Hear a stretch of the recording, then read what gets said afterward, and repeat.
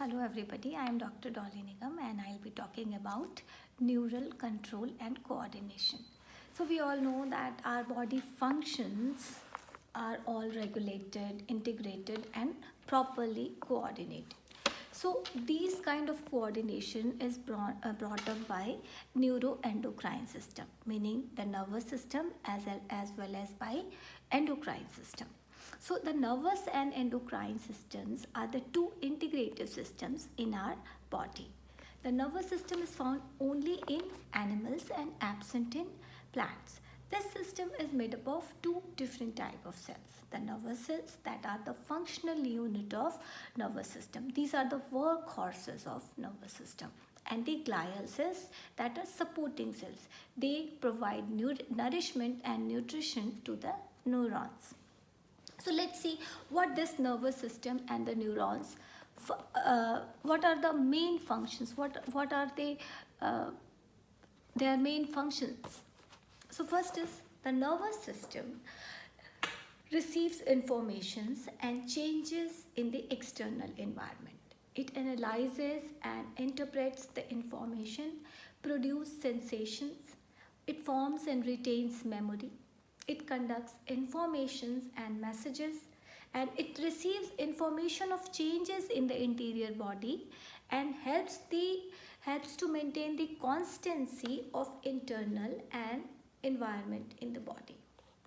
So let's see how this nerve impulses are generated and conducted. So nerve impulses are the electrical impulses produced by the plasma membrane of neuron.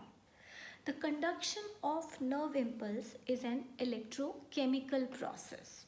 The membrane of non-conducting neurons is positive on the outside and negative in the inside. The difference in charge is called resting potential and its value is minus 70 millivolt. And the membrane is said to be polarized.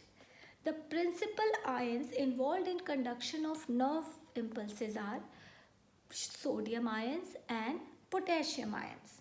The sodium ions are present in the extracellular, it is the main extracellular cation, and potassium ion is the main intracellular cations.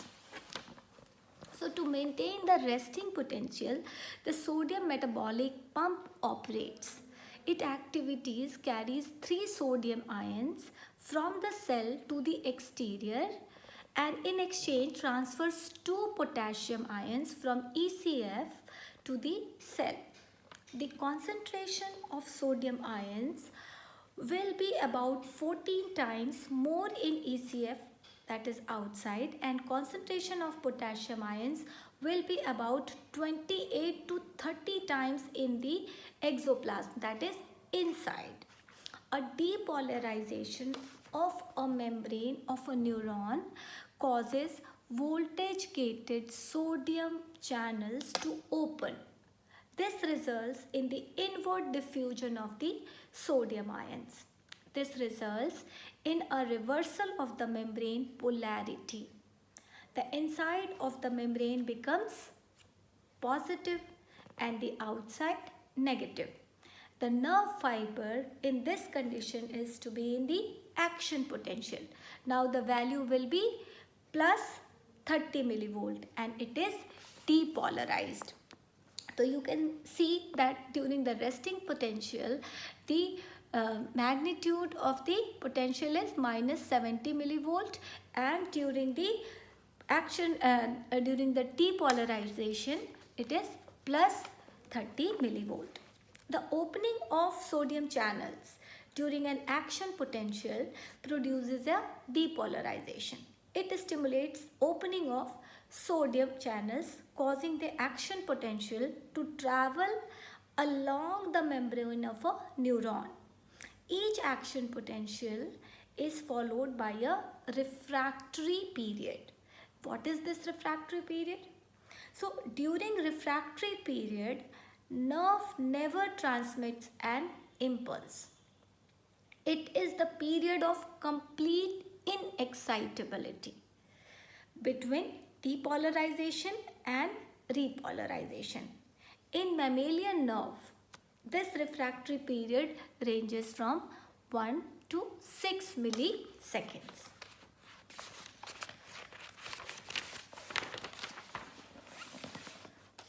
So, saltatory preparation. In wire fibers, what happens? The insulating properties of the myelin sheath prevents the movement of ions. The impulse pumps from one node of Ranvier to the next. This is called saltatory propagation. That is saltatory. Salto is a Greek word that means to leap, to dance, which increases the speed of impulse. So the speed of propagation is about 20 times faster in myelinated fibers than in unmyelinated fibers. The speed of transmission of nerve impulse also depends on the diameter of the fiber. The larger the diameter, the faster the conduction. And also the velocity of conduction of nerve impulse is in frog is 30 meter per second. The upper limit of propagation of nerve impulse is 130 meters per second in fibers conducting impulse to skeletal muscles in mammal. So now the next point is, what is synapse? So the junction between the two neurons is called synapse. That is Greek, synapsis is the Greek word that means to join, contact, union. So is this term synapse was introduced by English physiologist Sir Charles Sherrington in 1952 to describe the gap between two neurons. Two distinct kinds of synapses are known, electric synapse and chemical synapses. So what are electrical synapses? So these are less common in higher animals. The pre and post synaptic membranes lie close to each other.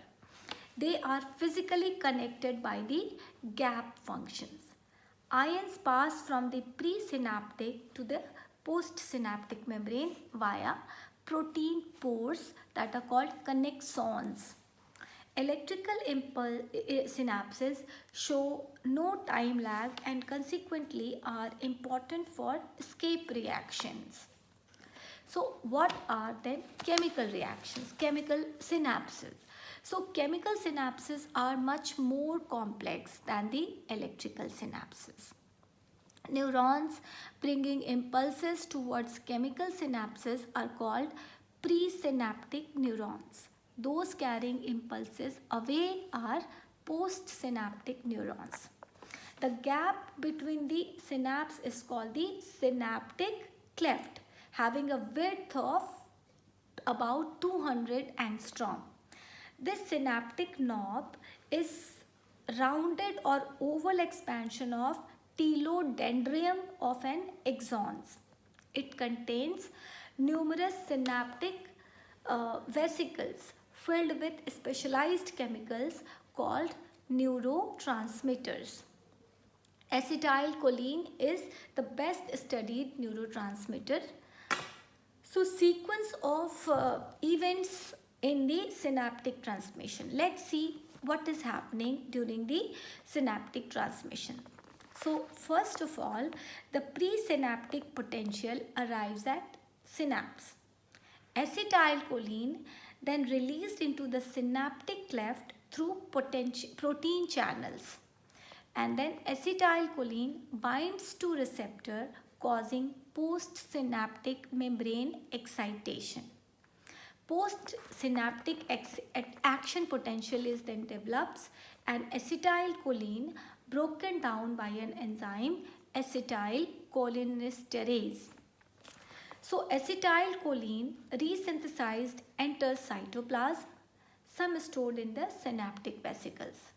So acetylcholine is formed by an enzyme choline acetylase.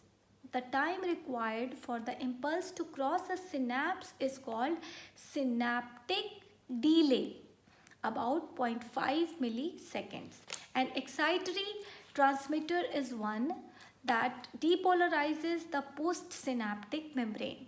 An inhibitory transmitter is one that hyperpolarizes the postsynaptic membrane. So now let's see